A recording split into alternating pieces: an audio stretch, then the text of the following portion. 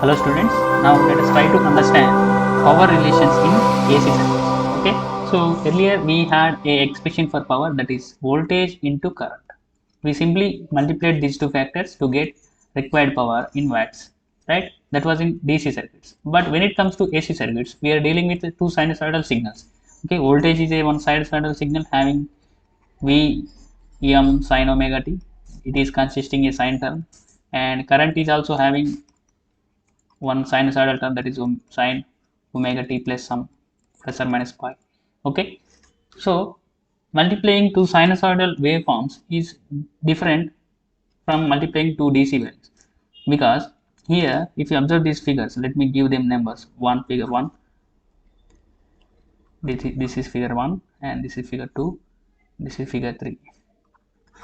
Okay, so if you see figure 1, the voltage and current sinusoidal waveforms are coincide each other and their starting points are same.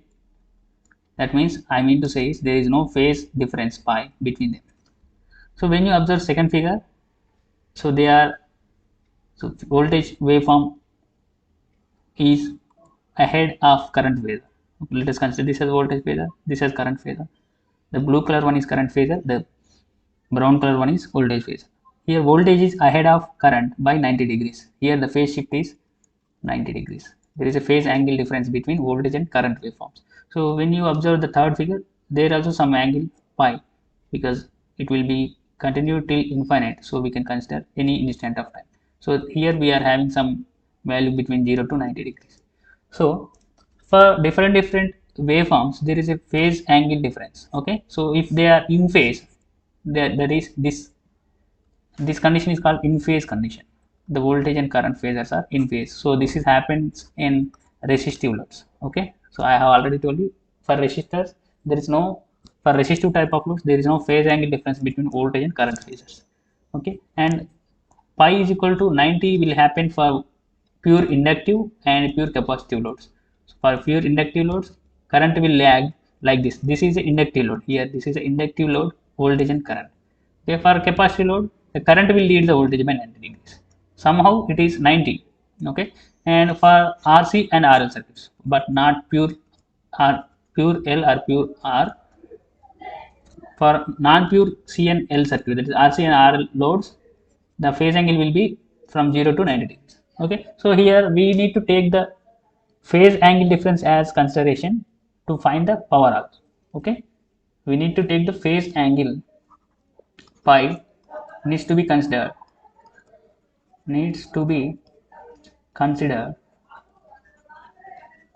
to find power in AC circuits. Okay, now let us try to proceed. So power, how can we find the power? So we have to multiply voltage and current, that we know till now. So but in case of AC circuits, the voltage and current magnitude are keep on changing from time to time. So for that we need to take one full cycle and we need to find the average of all the instantaneous values in one full cycle. Okay, so here we are going to find the power, which is nothing but average power, because we are taking average of all instantaneous powers in one. Now let us try to find power. Power is nothing but average of instantaneous power in one cycle. Okay, here if you can see here, so this is one full cycle of voltage and current which are in phase.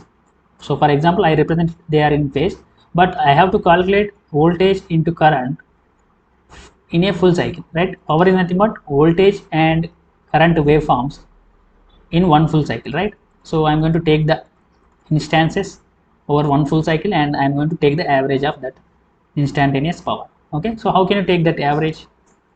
Okay, average is nothing but, how can you take average over a sinusoidal waveform? Is nothing but we are going to take the area under those full cycle, and what is the time taken for that full cycle is nothing but average. Okay, area by time period will give average value. Okay, area by time period will give average value. So how can you find area? So area is nothing but integration of one curve over the time period. Okay, 0 to t. Here we have voltage and current, and over time period dt. This is area by time period. This will give us average value. So what is voltage V here? V is nothing but Vm sin omega t, and I is nothing but Im sin omega. These are instantaneous values of voltage and current. Okay, so let us substitute them, and we are going to find power, average power, that is 1 by t integral 0 to t. So in place of V I am substituting Vm sin omega t. In place of I am substituting Im sin omega t minus pi. So it can be plus pi also. Okay, so I just consider that current is leading with respect to voltage. Okay, so I am considering voltage as a reference, and current is leading with respect to voltage. You can take the voltage is leading with respect to current also, that is uh, your to choose. Okay, now let us proceed here. So here, that is 1 by t integral 0 to t Vm and Im are come into sin omega t. So this is like sin a plus b, right? That is sin a plus b equal to sin a cos b plus cos a sin b. Okay, so I am expanding this equation here. That will be sin a sin omega t cos b cos pi plus cos a, that is cos omega t, into sin b, that is sin pi, into dt. Okay, so I am taking Vm Im to the outside, this 0 to t. So I am multiplying sin omega t into the bracket, that is sin square omega t into cos pi plus, so let us apply individual integration here, sin omega t dt plus integral 0 to t sin omega t cos omega t into sin pi into dt. Okay, so now, so the expression here, integral 0 to t sin square omega t dt, can be replaced with t by 2 actually. So this calculation has been included in your notes. Okay, you can check it. Okay, so this is t by 2. We have already derived this in the earlier classes. Okay, so I will show you this now.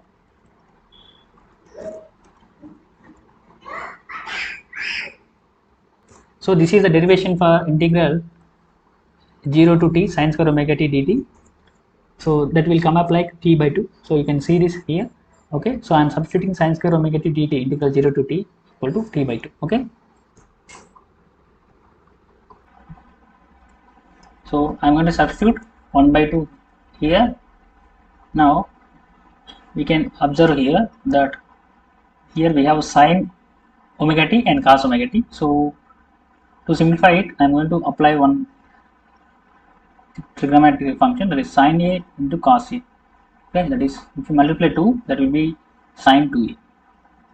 Okay, so if you have 2 sin a cos a, you can replace it with sin 2a.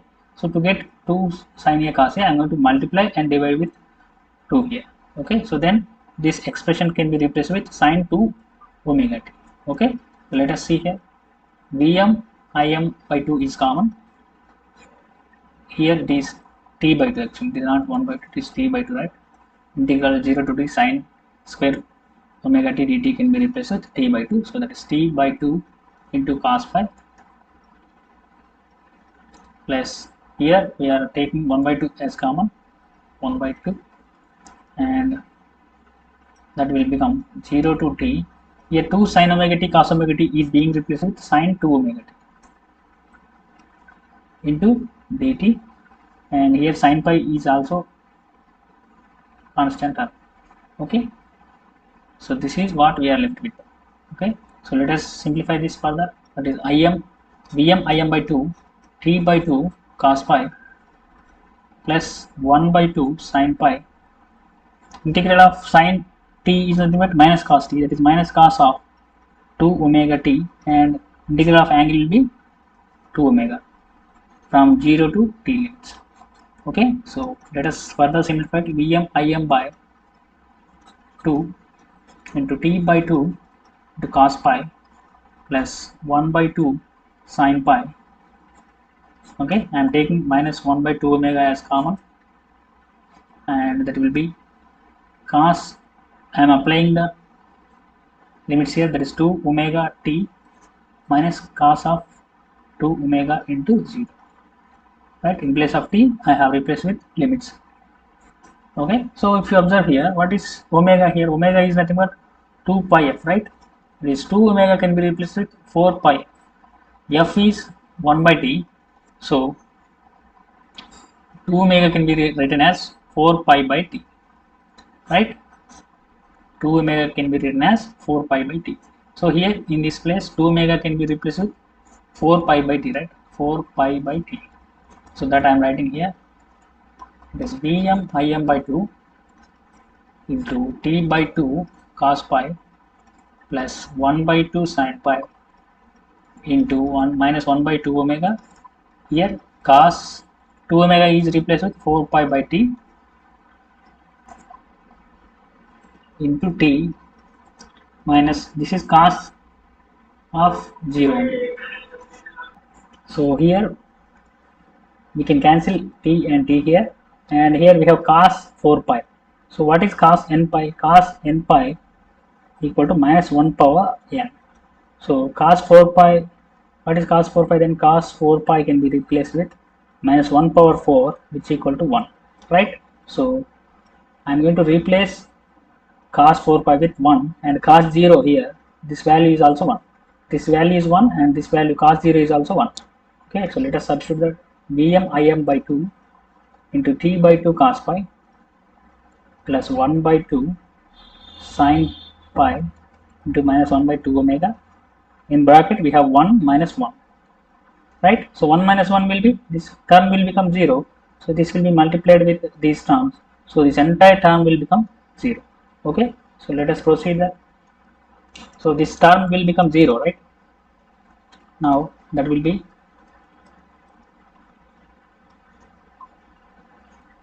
Vm Im by 2 into t by 2 here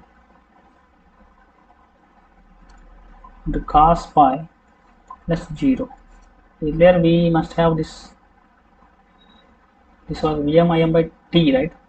This is t, not 2, this is t. Vm Im by t, this is t.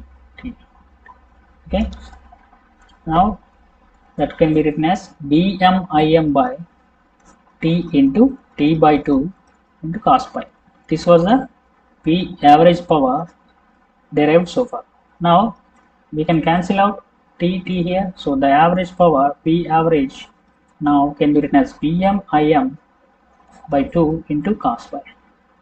Okay, and we can further divide this into, so Vm Im are peak values, right? So we can divide this equation like this, like average power equal to Vm 2 can be written as root 2 into root 2, that is Im into root 2 into cos pi. So if you observe this, what is Vm by root 2? That is nothing but Vrms. What is Im by root 2? That is nothing but RMS values of currents and voltages, right? Vm by root 2 and Im by root 2 are RMS values, so they can be written as Vrms into Irms into our cos pi, where cos pi is nothing but power factor. Okay, so we consider one factor, that is cos pi, into our power calculations, right? So this is the power in one full cycle. What is the real power obtained by our circuit? Okay, during one full cycle, what is the real power available in a sinusoidal waveform is nothing but P average, is equal to Vrms into Irms into cos pi. That is average power, or it can be also be written as real power or true power. So all are same only. So P can be called as average power, true power, or real power. Okay, so that is P equal to RMS voltage, that is effective voltage, RMS or effective voltage into RMS current or effective current into power factor. So this is expression for your real power P. Okay. So this is expression for real power P. That is VRMS into IRMS into power factor will give you the real power expression. Where power factor. So when we talk about power factor I have already told you in the definitions that power factor is cosine of angle between voltage and current, right? So its value will be from 0 to 1. It is between 0 to 1. The maximum value is 1. Okay, so it is 1 for resistive loads and it will vary for RL and RC loads. I have already told you. Okay, now there are two different powers. One is apparent power, symbol is capital S, and it is given by apparent power S equal to VRMS into IRMS. This is the only power available for us. It can be appeared, and units are VA or kVA. And the third power is called reactive power. Okay. Symbol is capital Q, and it can be written as Q equal to VRMS into IRMS. Here we are going to take the sine of angle of our phase angle between voltage and current. Okay, this is Q. Units are VAR or kVAR. K in another word, kilo raised 10 power 3. Okay, so these are the types of powers, and we are going to discuss about these powers in the next class in a clear way. Okay, so this is about today's class. So what is power? Real power equal P equal to VRMS into IRMS into power factor, that is cos phi. Okay, so we will be doing some problems so that you can understand it clearly. Okay, thank you.